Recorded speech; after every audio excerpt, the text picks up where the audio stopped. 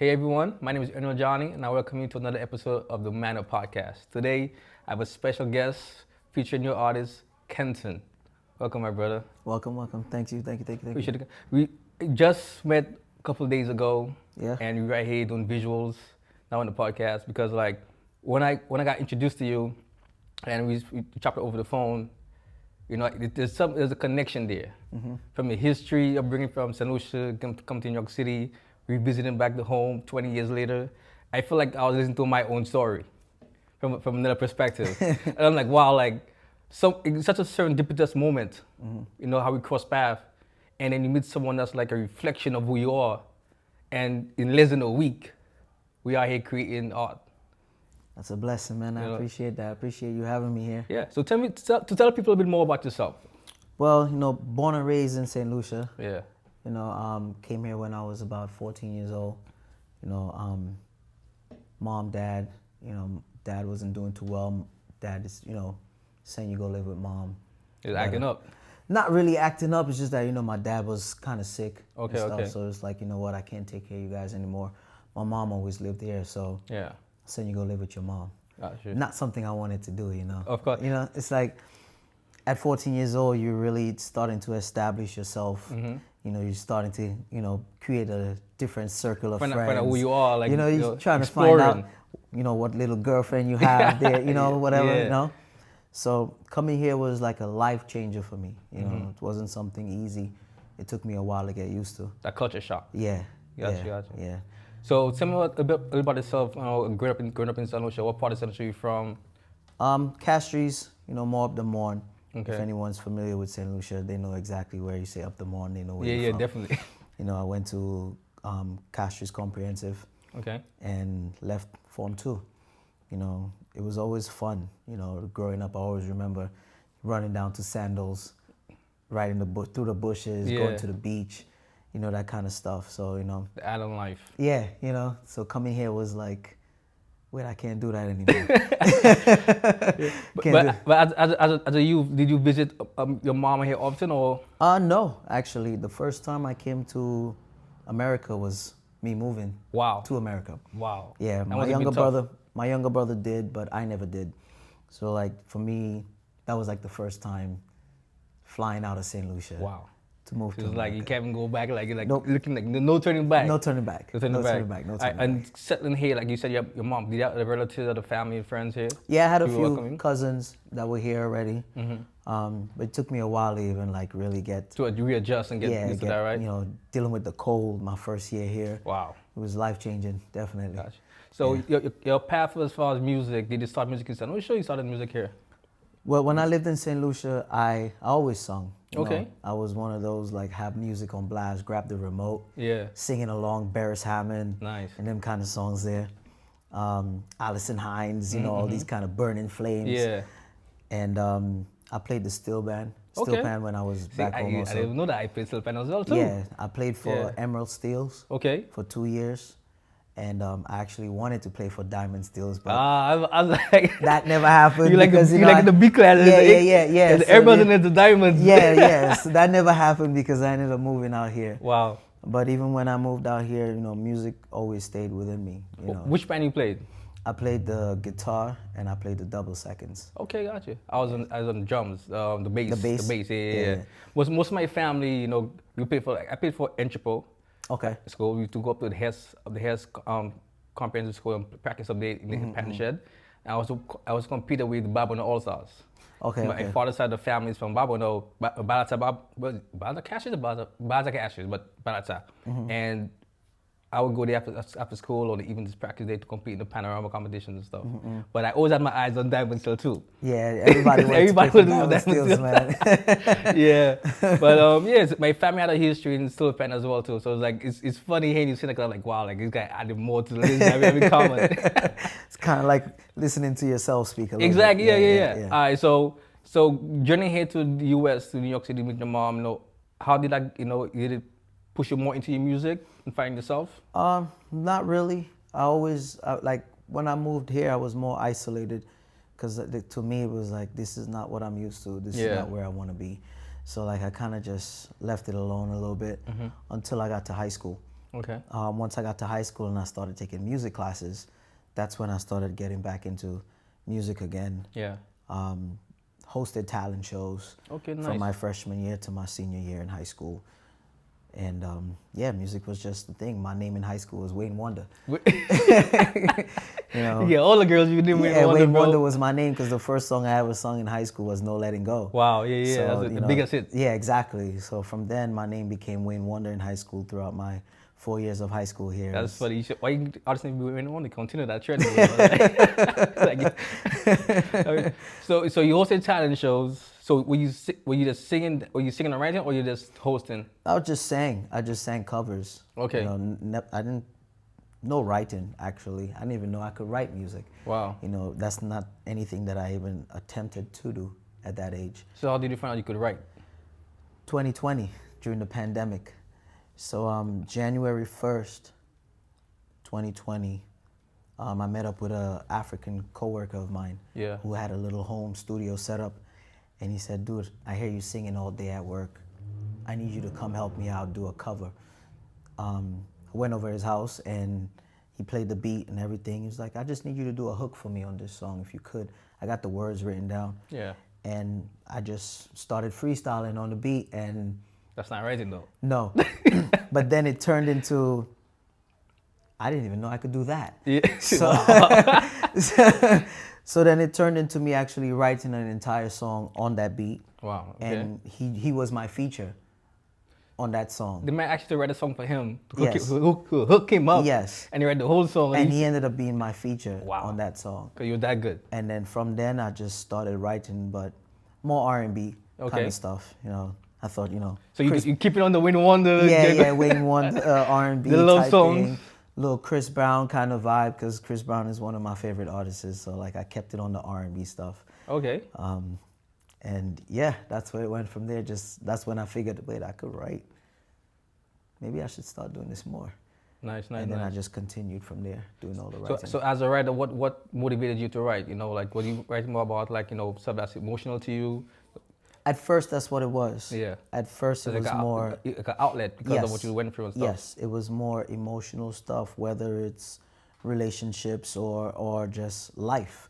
You know, it started off that way. Yeah. And after a while, I was like, wait, you know what? I can't just continue writing about emotions. I should be able to just write to write. Yeah. You know, to relate to, so that people could relate. Life in general. Yeah, just write. And then I started writing other stuff that, you know, from other people's life stories, you know, just feeding off of that. Because I also, I don't know, you know, people say I'm a therapist. Oh yeah? So like I listen to a lot. I'm a good listener. I listen Okay. up to everyone, and just from their experiences in life, I started writing based on that. Based on that. Yeah. So if you have a conversation right now, you're gonna write based on that I conversation. could write based on that, yeah.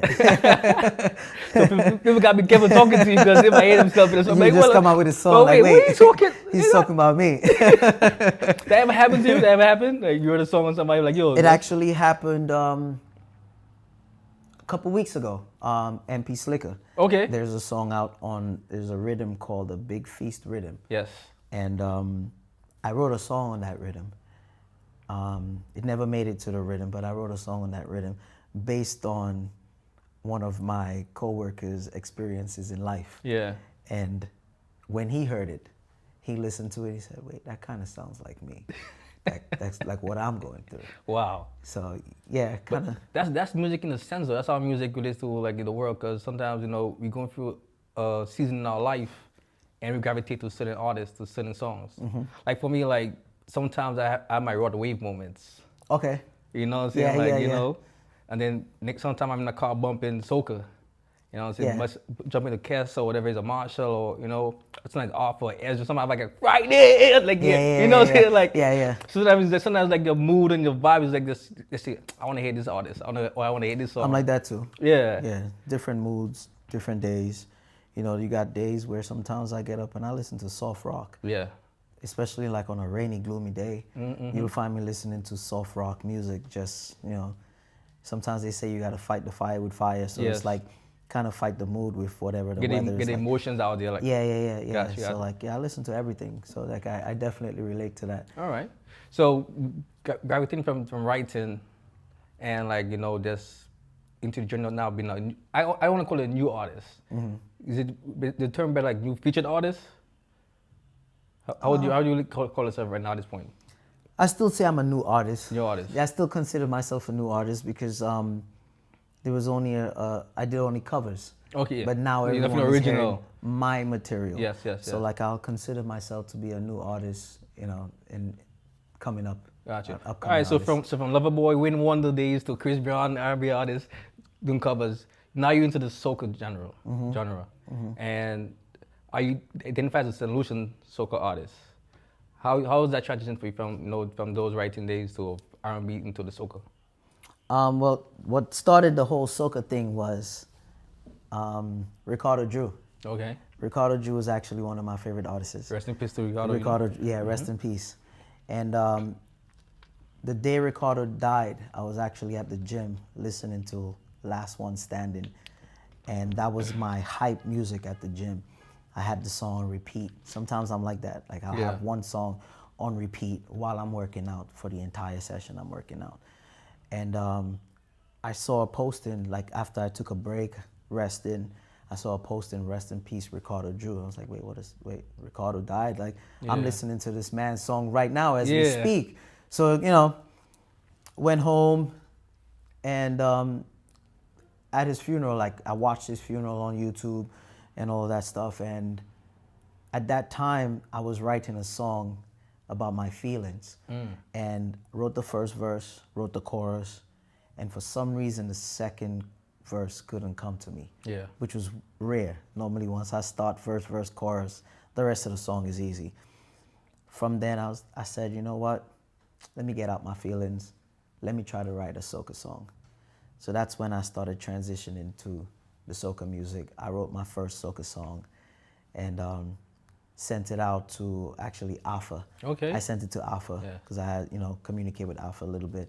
I sent it out to him, say, hey, this is my first soca song. Let me know what you think about it. I've never done this before. And he actually liked it. So once he said, yeah, it has a vibe in my head. You're good. I'm good, I'm good. But then he came back again, he said, I don't like your chorus. So for me, I was like, wait, you just said you like the song, but now you don't like the chorus. So it's like, you know what? You have to make it a little bit more unique. Because it was more just jump, wave, jump, wave. That's the typical exactly what he said. He said, you got to try to make it a little bit unique. So at that point, I'm already used to singing what I had in my head. So it took me about a week, sent it back to him.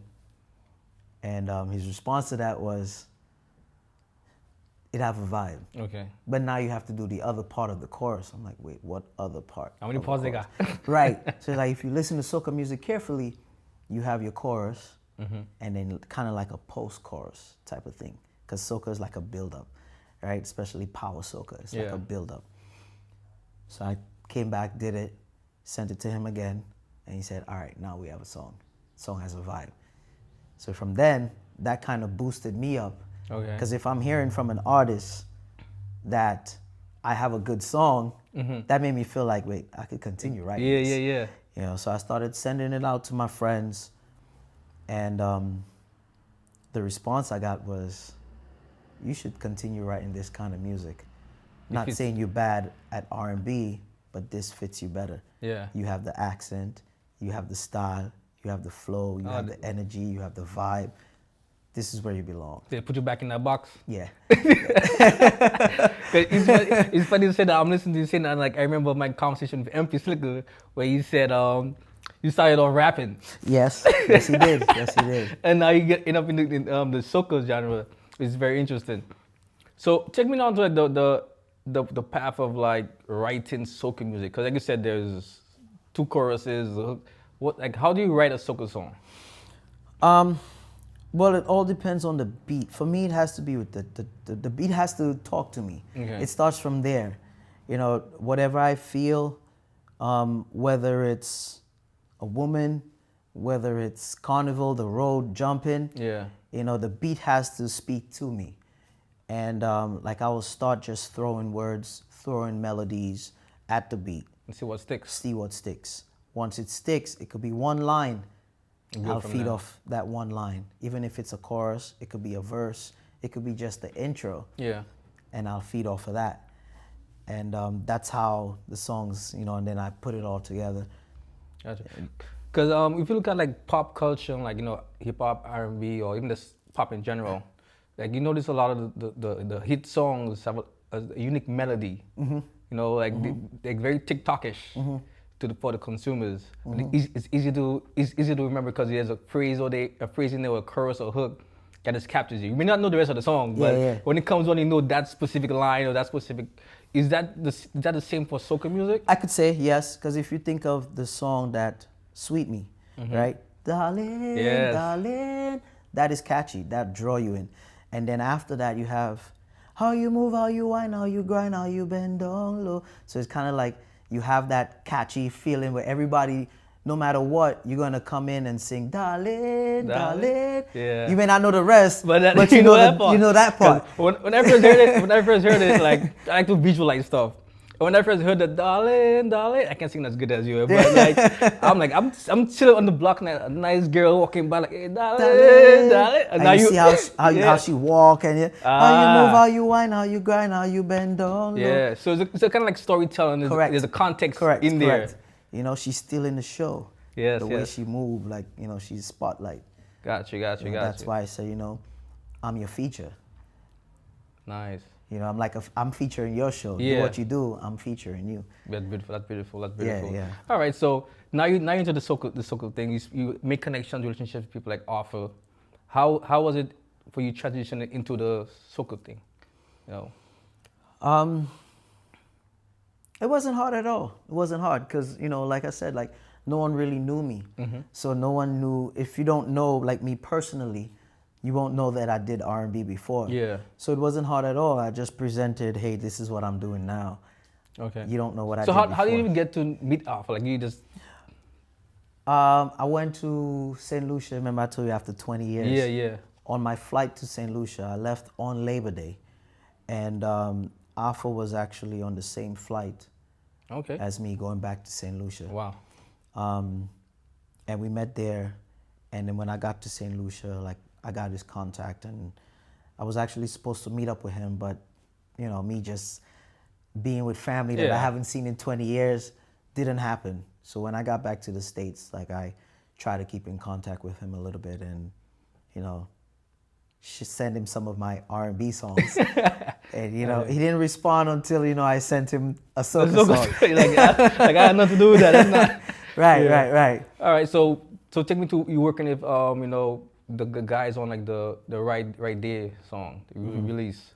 How'd that come about? So the Right There song was actually Brandon Versatile. Yeah. I have to, you know, there's one person that I could say I'm thankful for, is Brandon Versatile. Yeah. You know, if you know Brandon, you know Definitely Brandon is a very humble time. person. I sent a song over to Brandon that I wrote, and he heard the song and called me up right away. Like, dude, you've been hiding this talent this entire time. Let me link you up with this person. Let me link you up with that person. So that's when he hooked me up with MP Slicker. Yeah. And I said, you know what? I need a producer because I have material. I just need a producer to help me produce this music. And he said, you know what? I'll hook you up with my buddy, Ransom Records. So when I went to St. Lucia in February for Independence Day, and I met up with Ransom, and he presented the song to me. He said, hey, I have this song. I think your voice would be perfect for this song. Yeah. You know, switched up the words a little bit, you know, gave it my own little kind of style. Fair touch. And we recorded the song, and I liked it. I said, you know what? I'll stick with it. Yeah. And it actually wasn't even the first single I wanted to release. Yeah. But I said, you know what, just to introduce myself, let's introduce me with something kind of calm, you know, mellow, you know, so they could get that vibe like, wait, this guy could actually, he's not just a soca artist, but he could sing a little bit. You know, he has a decent voice. We could hear him out. We could listen to him. So I used that song as my welcome song. Gotcha. You know, get my foot out there. Yeah. So being a writer and like, writing your own songs, and you meeting up with a producer, and he says, forget about what you wrote. I have a song for you. Like, how do you deal with that? Because a lot of artists and writers, like, like they in their way. Like, this is I want to write my own songs. Yeah. I don't want you to tell me what to do, whatever it is. Like, how do you like put that aside and put that trust in somebody else that you just met? So you first have to be an open-minded person, which I am. I'm very open-minded, and I think that music is something that we could all learn from each other. Yes. And, Life in general. Yeah, exactly. So I believe more heads working together creates more success. And I'm open to writing with people, and that's one thing I always said. You have artists like, I'm gonna go back to Chris Brown. Chris Brown is one of my favorite artists. Chris Brown doesn't write all his music, but when you listen to Chris Brown, all you know is Chris Brown is a great artist. Yes. But he doesn't sit and write all his music. You can't. Exactly. So at some point, if you have other people helping you write, it may not be the entire song. Yes. But if they did write an entire song and you actually love the song, why not? Exactly. Like, why not? At the end of the day, it's still you presenting the song out to the world. So it's still your song. It's your voice, your vocals. So if it's a good song, why not? Yeah, you can go further together. Exactly. Right? Yeah, exactly. So that's my input on that. Gotcha. So how did the video come about? Like, the video was a last minute thing. Actually, we recorded the song, and I didn't even plan to do a video for it at that time. But since we were there, and I was in St. Lucia, Brandon actually suggested it. He was like, "Why don't you just do a video for it while we're here?" I'm like, "Shit, I only have one day left in St. Lucia." So I actually did the video right before I got on the flight. Wow.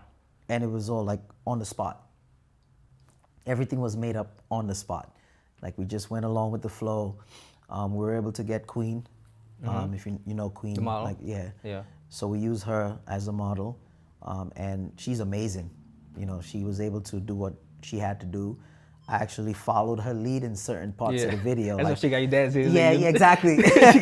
I'm not a big dancer, but she did her thing, and she just followed me, and she did an amazing job, and the video came out better than I expected to, for it to be a last minute video. Definitely shout out to director B on that video. VHL. Yeah. VHL actually did his thing on that. It's my first time meeting VHL as well. Yeah. And Ransom actually recommended him. Brandon actually recommended him too. So I went along with him, and he did his thing on that. Gotcha. He did his thing on that. He was out also part of creating, different scenes. Yeah. Like, hey, let's just add this in there, add this in there. If you watch the video, there's the little part with the hat where I grabbed the hat and that was actually his idea. The little turtle that I grabbed to bring to her, that was actually his idea. He did his thing too on that. That's dope. Making the movie, the video what it is. Yeah. So I mean, I'm getting an overall theme of just like building relationships and the blessing that comes out of it. Because for you, like, everything just seemed to like this flow in a timely manner. Although it felt like this out of the blue, but sometimes it was just a blessing being at the right place at the right time. Well, I say everything happens for a reason, and everything happens at the time. If you notice, like, I have a tattoo on my hand with a clock. Yeah. And the reason why this is because nothing happens before its time, and everything happens at the time it's at the time it's supposed to happen. And I believe that everything that happened, from me sending Brandon all my material and me linking up with everyone I linked up with, that was the time for it to happen. Definitely. So, like, even the relationships that I'm building along the way, it was meant to happen at that time. Yeah. So, how many songs do you have out now? Right now I have 3 songs. Okay. I have the Right There, I have Sweet Me, and on the Culture Connect rhythm, we have Alpha, MP, Immer Nerdy, Kato, Orion, and Lolani. Wow. Yeah. So how does it feel to be among those names you just called? To be honest, I feel great, actually. I feel honored. Yeah. Like, this is something that I always dreamt about, to be on an album or on an EP with some of the biggest artists in the game. Especially like artists like Immer Nerdy. These are artists that I look up to. Lolani actually did the backups on Sweet Me. So, shout out to her for that. So it actually felt great, actually being on a rhythm with a bunch of big artists. and knowing that the song that I have on there could compete with them. could Like, compete, you know. So, like nobody's skipping your song when you get to right, halfway right. the It's song. not a song that you hear playing and you just skip it. You Yeah. know, it definitely did its thing on the That's rhythm. the Culture Connect rhythm? Culture Connect It's rhythm. a great rhythm, by the way. Yeah, I love the rhythm. I've listened to it for the last couple of weeks and I haven't skipped on one song. Yeah, it's a great It's rhythm. well produced and Yeah. I guess all the artists on it has Did their very thing unique on there. voice and they did They their thing. definitely did their thing on there. Yeah. Yeah. So what's next for you in soca music? Well, I do plan on taking part in like Soca Monarch and stuff, but not this year. Yeah. It wasn't planned. You know, this year I didn't expect to be where I am today. Yes. So this year more just like see if I could, you know, perform at different shows, maybe for Carnival, get on a few shows, perform there, just get my name out there, Yeah, get network. people to see, okay, this is K'nton, you know, and this is the guy that, you know, has these songs out there that we love so much. And next year, hopefully compete in the in like all the competitions and stuff, you know. Gotcha. Yeah. So you're gonna take some time to go home for the carnival? Definitely. Have you experienced the carnival season? I went to St. Lucia Carnival once. Yeah. And it was the year before I came. So like right after Carnival, 2 days after I came here. Gotcha. And you get a chance to like embrace the music, listen, see like performances, how the vibe is. Know what to expect? Yeah, because I actually did the road and everything down in town. Yeah. You know, which was actually fun. But at that age, you know, you're 14 years old, everything's fun. Get out the house.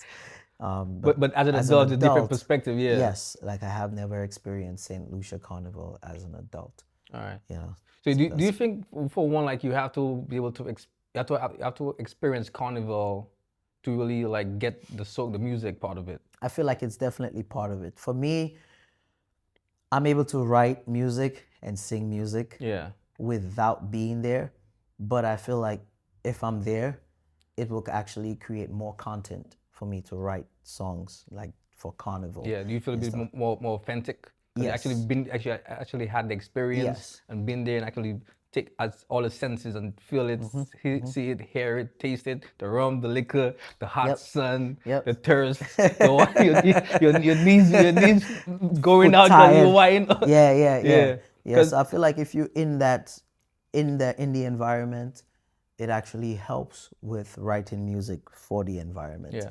You know, like I'm a lover boy, so writing groovy about girls whining, stuff like that, that comes naturally. Yeah. You know, because R&B. So you could basically take R&B and just incorporate it into your soca music, and you have a groovy. Yeah. But when it comes to writing actually music for like carnival, for the road, like for the road and power soca, I feel like you'll have more content to add to your music.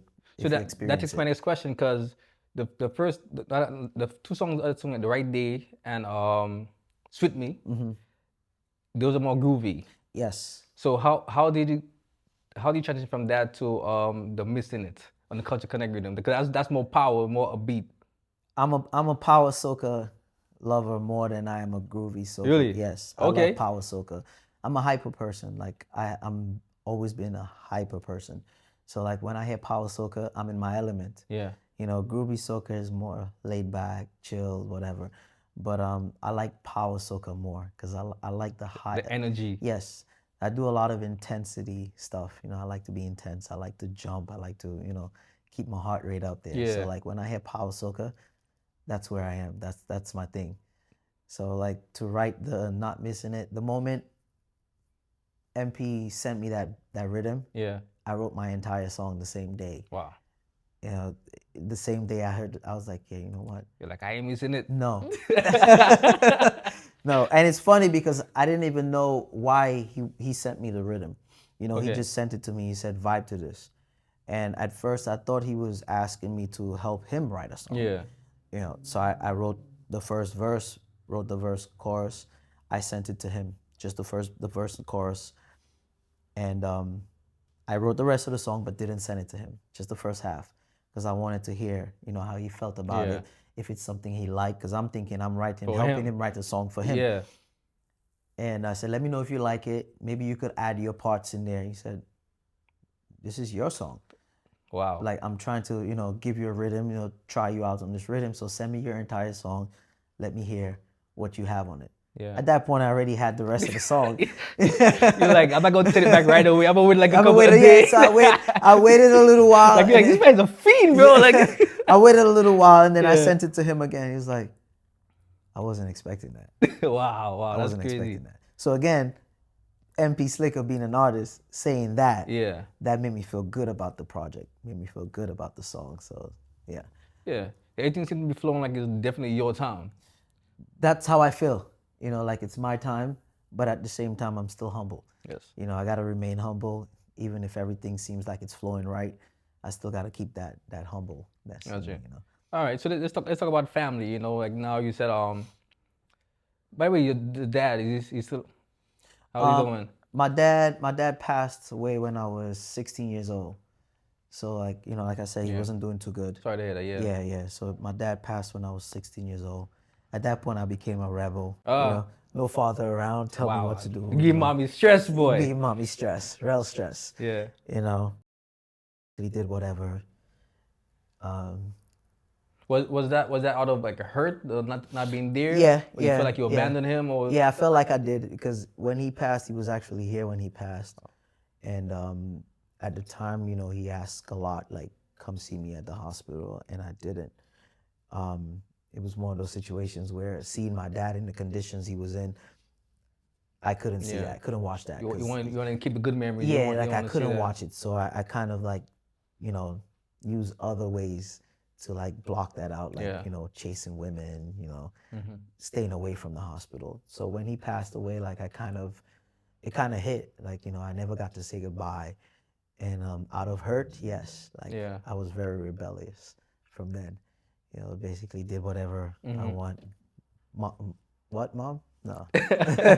No. Yeah. I'm going to go out. I'm going to do what I want, you know. So are you a father? You have your own family? Yeah, I have 3 kids.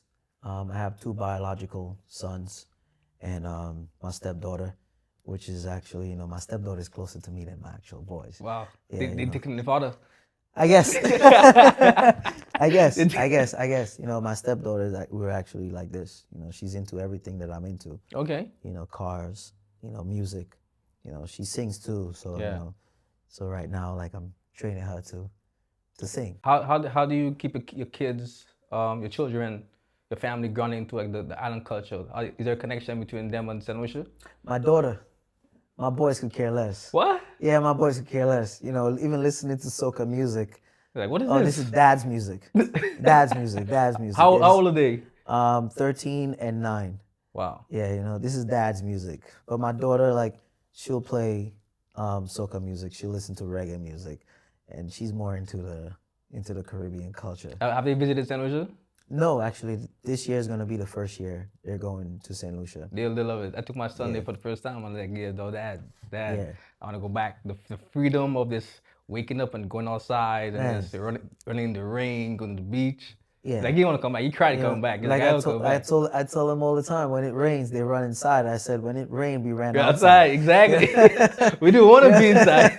You know, we want to go play in the rain. Yeah. You know, they run from the rain. Like, we ran to the rain, you know. Oh. But it's their first year going to St. Lucia, so they're actually going around the same time that I'm going for Carnival. Nice. So like I'll get them, you know, take them out, take them around the island, and let them experience St. Lucia. Hopefully, then it won't be just dad's music. Dad's music. You're like, yo, Dad, when you go back. What's one of your fondest memories growing up in St. Lucia? So again, living on the Morn, like I remember like running through the bushes a lot. You know, like, again, we used to go to Sandals a lot. So from where I lived, there was a trail that we would run through and go to the golf course, you know, collect all the loose golf balls. If we found golf clubs, bring it back and pretend like, you know, we're big golfers, you know, going to the beach, you know, stuff like that. You know, just spending time with family. You know, I spend a lot of time with my family. As a kid, you know, my dad was a twin, so like on the weekends, we would always be at his brother's house, or his kids would be at our house. Yeah. We grew up like, you know, brothers and sisters, you know, basically, you know. Gotcha. Yeah, it was more free, you know, being here, like, in the States, you feel like more claustrophobic. Like, Yes. you gotta indoors. You're trying to step out your house, it's like, but everybody running around you, You there's know, cars parking. yeah. Out there, you feel more free. Even now, going back home, I still feel free. Yes. Just some sense of freedom. What was the welcome like, visiting St. Lucia, connecting with the artists, other artists and producers? How do you feel being welcomed? I don't actually, like, to be honest. Like, I don't feel welcome. Like, I expected, like, I drop a song, other artists hear it, and they would relate to it, and give a like, Just share their love, congratulations and stuff, yeah. Good vibes, good content. I love your music so far. Keep it up. But it hasn't been that way for me. It's more just, I feel like it's more of a competition thing. Like, see who's better, and I hope that's not what it is, because I feel like as St. Lucians, we're such a small island. Yeah. I feel like the artists should really connect with each other, and push each other to be better.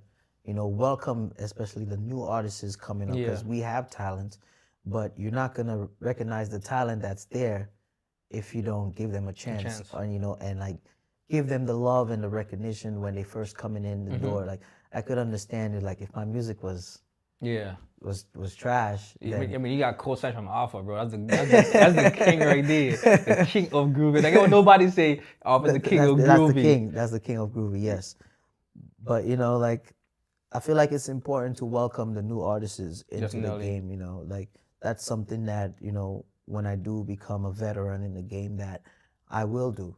Like, seeing the new artists come in, welcome them, show them love, because music is an art, and we're all doing the same art, at the end of the day. So the best thing I feel like we could do is push each other to be better. Yeah. So, like, if I'm competing with you, I'm not competing with you to be better than you. I'm competing with you to try to push you to be better. Elevate each other. You know what I mean? Yeah. So, like, let's say if I wrote a song and you feel like my song is better than yours, write one better than mine. Let's go. Let's do this. Yeah. And like, friendly competition. Definitely. I talked to MP Slicker a lot about that. Like, even his song on the Culture Connect rhythm. When I heard his song. That's memories. Yes. Yeah. When I heard his song, I said, bro, you make me want to go back to the drawing board with my song.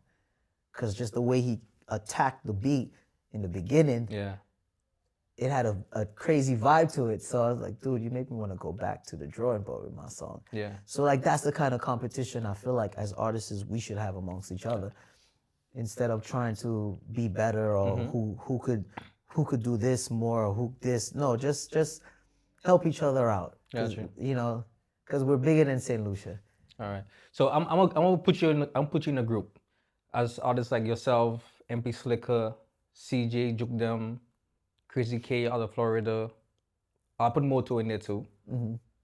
Those names I mentioned are all based in the U.S. Whether it's New York, whether it's Jersey, whether it's Florida, whatever, all based in the U.S. Doing soca music for St. Lucian the diaspora. Do you believe it's because you guys are not on the land itself, in St. Lucia itself? Because the relationship I would have if somebody's in my home would be different than somebody that's outside my home. Because think of the collective of all the artists in St. Lucia, they see each other all the time. All the time. Whether it's in work, whether it's in a party, Yeah. whether it's an event, a hotel event or a staff party, they always have that interaction with each other. So it's more like a brotherly love versus somebody coming here just for the season. But at the end of the day, like, we all represent in the same place. Whether I'm here, whether I'm in St. Lucia, London, I could be in Japan, wherever I am. At the end of the day, if we all go out to represent, we're all going out to represent St. Lucia. So it doesn't matter where in the world we are. At the end of the day, we're still St. Lucians, and we're representing St. Lucians. So if you're out in St. Lucia, you have doors that you could open for me out in St. Lucia. Yeah. I'm in the States. I could have doors that I could open up for you in the States. But I won't know to open my door for you if we don't communicate that. Yeah.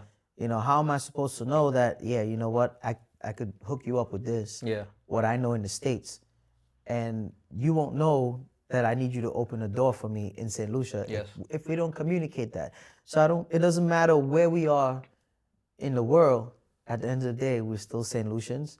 We represent St. Lucia, and we're doing it for the culture. Yeah.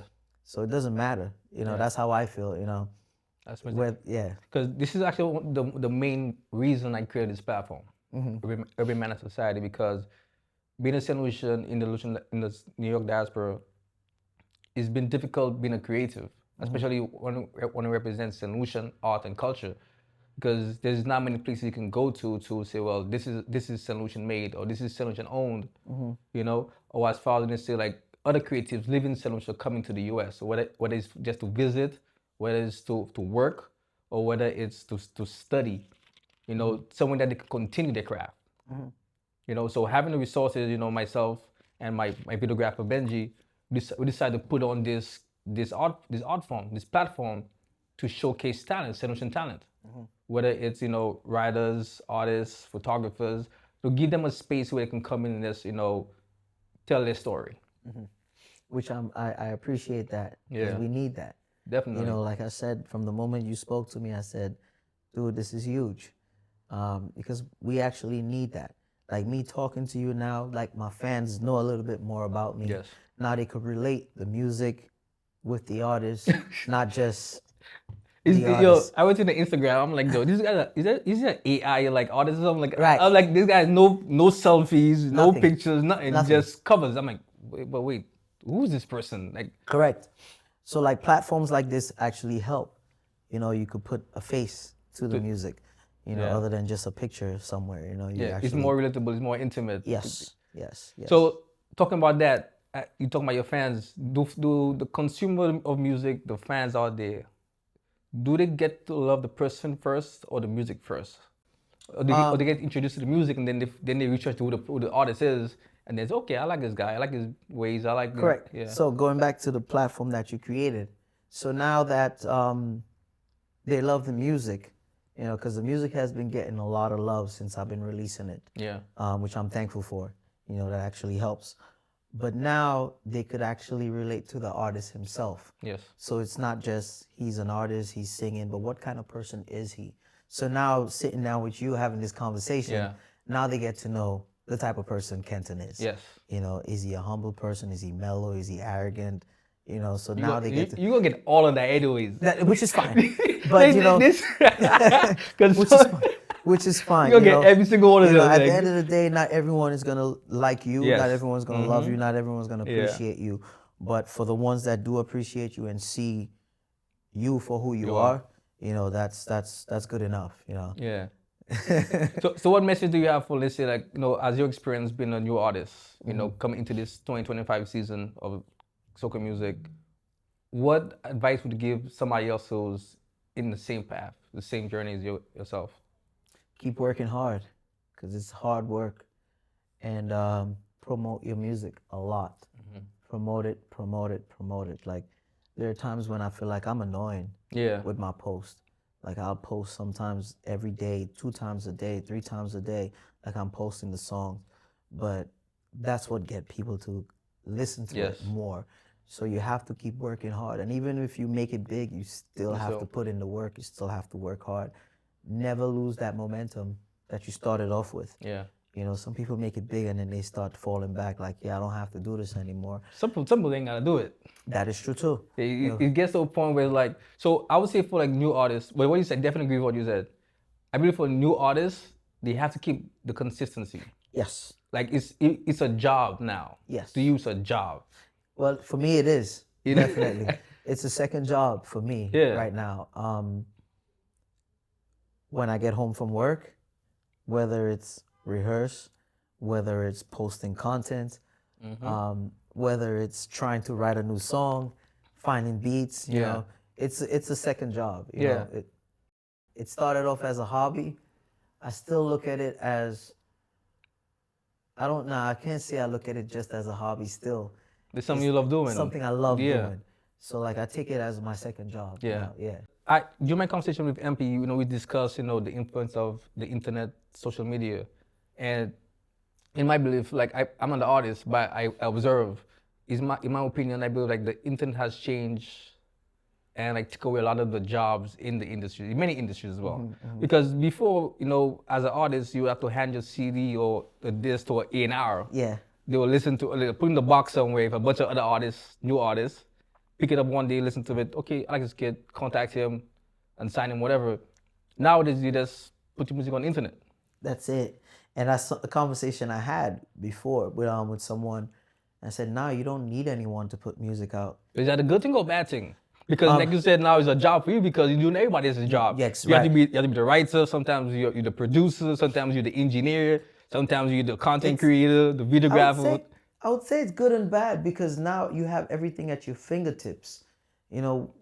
Whereas back in the days you had to hand it to someone. There's somebody in every stage. Correct. So like what if I handed you my CD and you decided, you know what, I'm gonna wait a month before I take care of this because I have so much more to handle.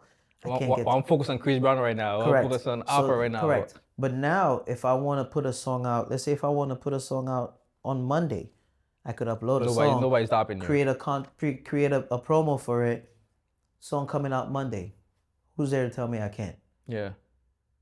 So it's a good feeling knowing that you could actually put songs out there for your fans. Just like that. Just like that. Where you don't have to wait for a producer or wait for someone else to take care of that for you. Yeah, but that's not. Is that true for everybody? Because I don't believe so. Because you're super talented. Like you've been in the music industry for a long time. You've been hosting events like talent shows. So you've been around, seeing how it's been put on. You've been writing. You also do a little bit of producing. You said you mentioned at the studio. Yeah. Not everybody have that much access on a resource. So let's just say for the person who just could sing, they necessarily cannot write. They can't do it. Yeah, right. Or necessarily cannot produce. So they might need other people to help them get there. So yeah, in that case, it might be a little harder for them, because you have to actually find someone to write the song. Yeah. So now, okay, you have the song, you have the beat. Now you have to find studio time, to record the song, get it mixed, mastered, all of that stuff. But at the end of the day, like, it's still up to you. It's still up to you to post it when you want to post it, because the producer is gonna send you all your files. Yeah. Send you the songs. If the producer could do cover arts, or you have someone who could do cover arts for you, that's a plus. So you have everything here. You basically have a package. Yeah. And now it's up to you to upload that package onto the distribution sites like DistroKid and send it out to the world. So it's still you putting it out when you want to put it out. You still in control. The finished product. Yeah, you're still in control of getting it out to your fans. All right. Because even with me, like, I still go to the studio to record, even if I have a studio. My studio right now is just for me to write. Yeah. So like I'll write, I'll record, and it's not a professional studio where it's fully set up.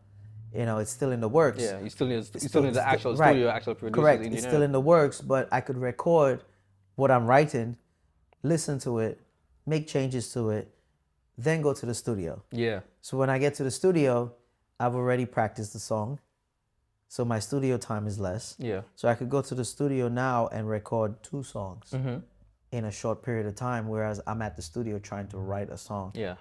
Spending hours at a studio writing a song.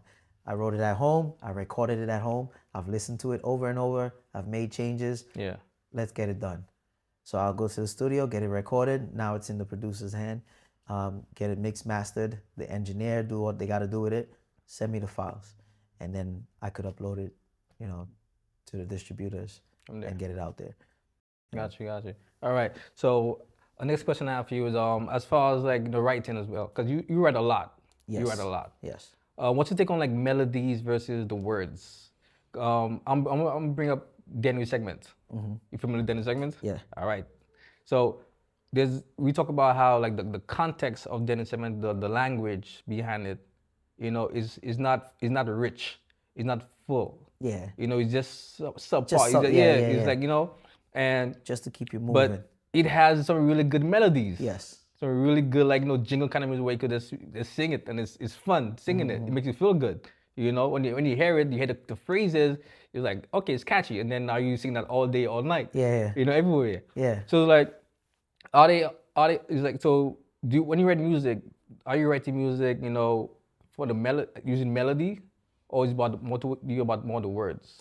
So I start off with a melody, because I could hear a beat now, and a melody would just come to my head, like, you know, da, da, da, da, da. All right, cool. I have a melody, and then I'll start throwing words in that with that melody. Okay, what word sticks? Yeah. You know, what word sticks? Oh, you know what? That word sticks. And as it goes along, then I'll add different melodies, and I'll say certain words in certain tones or stretch it out certain ways to make it catchy. Okay. You know, again, I'll go back to the Darling, sweetness. darling. Darling, darling. There's Yeah. a reason why I said it that way, is because I wanted it to draw the attention and to make it catchy, because that's the first thing you hear. Yeah. Even with the Not Missing It, 365 days been waiting for this carnival, where you there, you know, where you there, you know, that's catchy. Yeah. So you may not know the words that where I'm you saying, there? but you know where you there. Yeah. So like little phrases, little cadences that you throw in to like catch and draw the attention of the audience listening to it. You know, I feel like that's important, because you want to catch the attention. You want them to relate to it as well. Yes. You know, so yeah, melodies is important, but it's also good to have words to blend in with the melodies to bring it out more. You know, that's just my belief Gotcha. in writing music. Yeah. Which part of music do you like the most? Is it writing music or singing music? If you had to pick one of them. I like the writing, because there's certain times, like certain lines that I write, and when I do sing it over and over, like, damn, I just wrote that. And I'll sit and play it again, like, I really just wrote that. I really just, so I'm playing it over again. Yeah. So sometimes I'll start and I'm playing it over and over and over again, not because I want to figure out the rest of the song, Yeah. but it's just because I can't believe I just you wrote wrote that. that. So that, like, that's the joy of it all, like writing it and creating it. Singing is a plus, but creating the words and the content and knowing that certain parts of the song could relate, like people could relate to it, and I could vision it. Like I could picture people relating to this part of the songs or just the song in general. That brings me joy. You know, the singing is a plus. So when you write a song, is your intention that you say like, this song, I'm writing a song so this song could be a hit. This song gonna be a big song. And because sometimes people say, okay, I write songs. You know, are you writing songs just to write songs? Are you writing songs for people to have fun to listen to? Or you intentionally want that song to be a hit? I write songs with the intentions of it being a hit. That's why I feel like, you know, it's important to put words that people could relate to. Because the more people could relate to your music, the more of a hit it would be. Yeah. So like I feel like it's important, like that for me, that's important. Like I write it so that it could be a hit. And I have to listen to it over and over. Like I've written songs and I listen to it and just toss it out. Like, nah, I don't like this. Yeah. After writing the entire song, like, nah, I don't think this will go far. Have you ever written a song where you tossed out, like somebody heard them like, yo, this is a good song, and you had to go back and pick it up? Yes. Yes. So Brandon is my ears. Okay. Because Brandon is one of the toughest critics ever. Like I've written a song. I actually like the song, but I sent it to him and he was like, I don't really like it.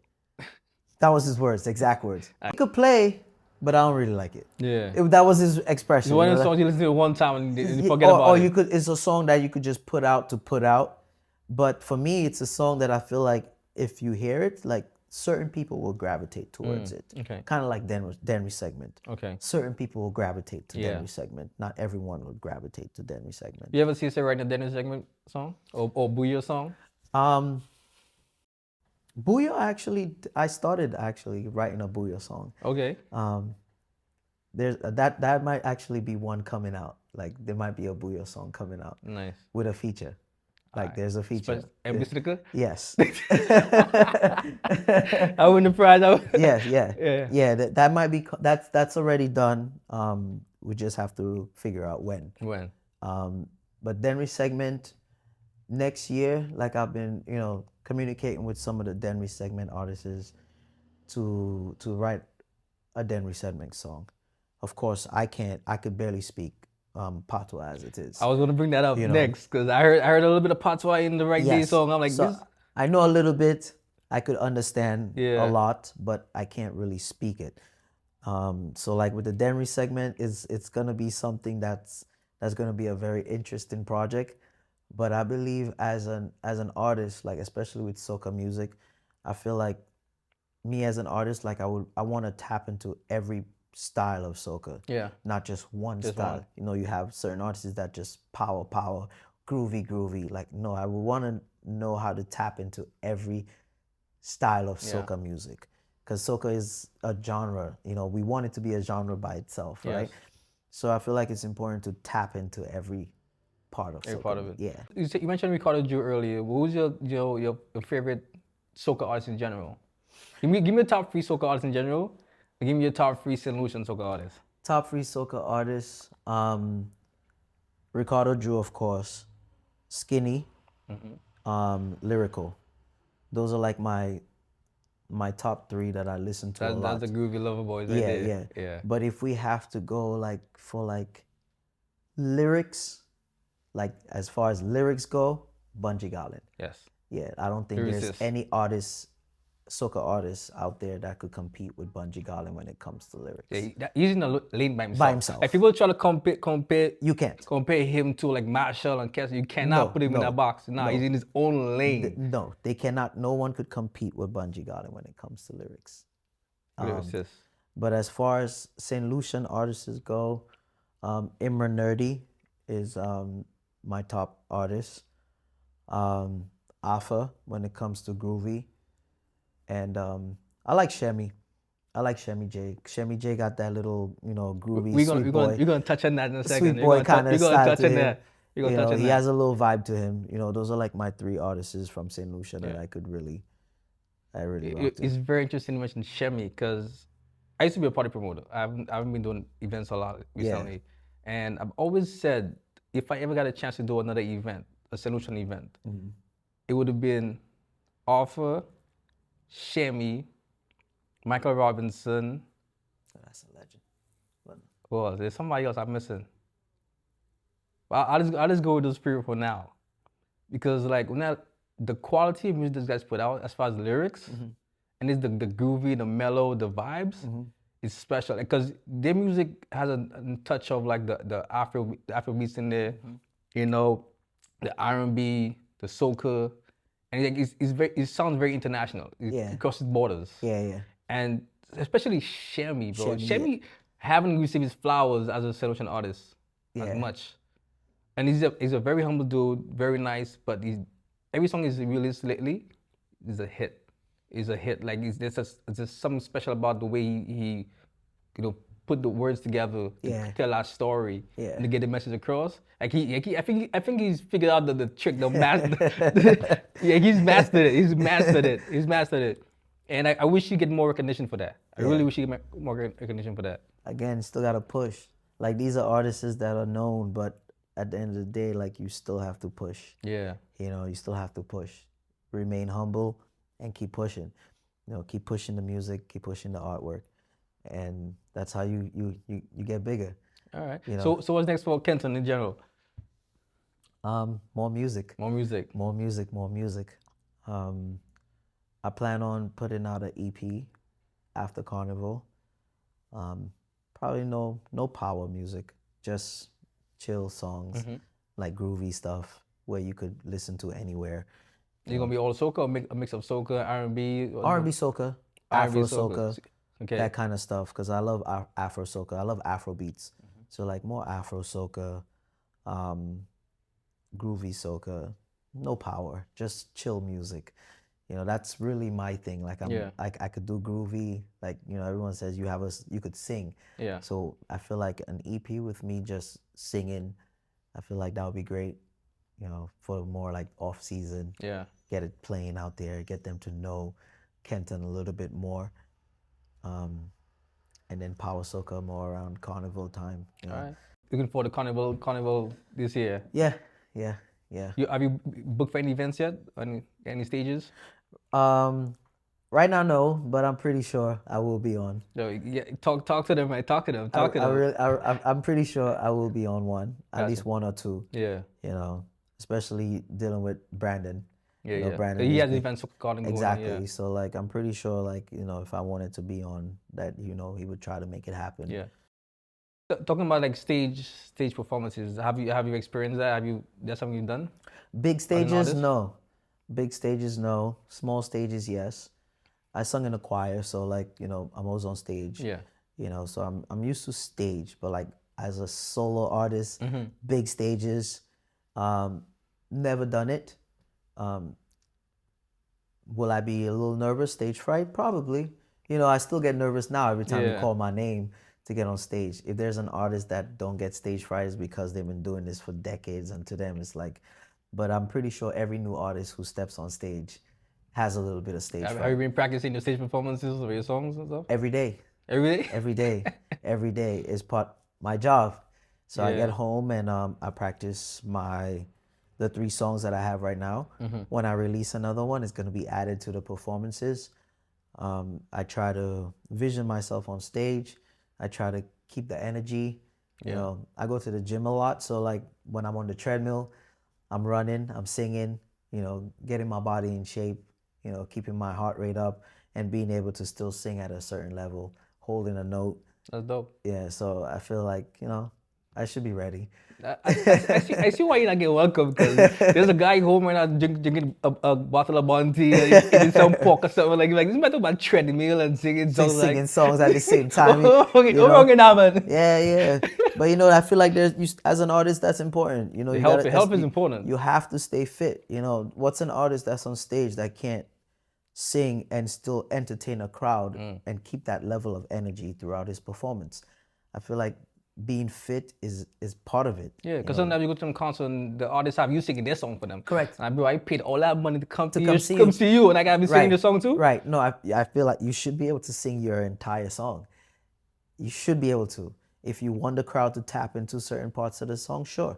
But you should be able to sing your entire song. Yeah. Especially somebody like me. What if I go on a stage and no one knows my song? Like I'm just being introduced. I can't stop and say, hey, help me sing my song. And I don't know your song, bro. I don't even know you. So I have to be able to sing all my songs. Yeah. So it's important to stay fit. Yeah. You know? Because every stage performance is a big thing when it comes to like, you know, judging an artist. Because it's not just about putting a song out there on the radio, on the phones or social media. Is when I see in person on the stage, can you sing that song? Yes. Does it sound like what I hate when I'm driving in my car? You know, like. Right. So I've gotten that with the Not Missing It. When I recorded the song, the producer, after recording it, he played it and he looked at me and said, Who's the producer now? Man. Okay. He looked at me and said, you sure you could perform that song? And I said to him, well, I wrote the song. If I wrote the song and we recorded the song in this short period of time, there was hardly any breaks. That's where the argument come from. These guys arrogant. Like, what? Yeah, I write this song. I don't think it's arrogant. I think it's confidence. I think it's more confidence. You know, because I'm confident in what I write. I'm confident in the way I could sing my songs. It's an interesting question because if he's asking that question, it's because he witnessed it. A lot of guys write songs and they can't. And they can't perform it.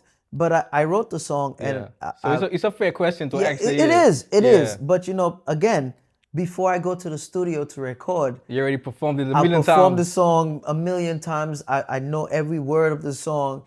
So of course, yeah, I performed the song many times. Yeah, I saw the session go now. Yeah. You know, so like, let's just do this. Mm-hmm. You know. So how did the session go? The studio session? Yeah. I think it took us 30 minutes. Wow.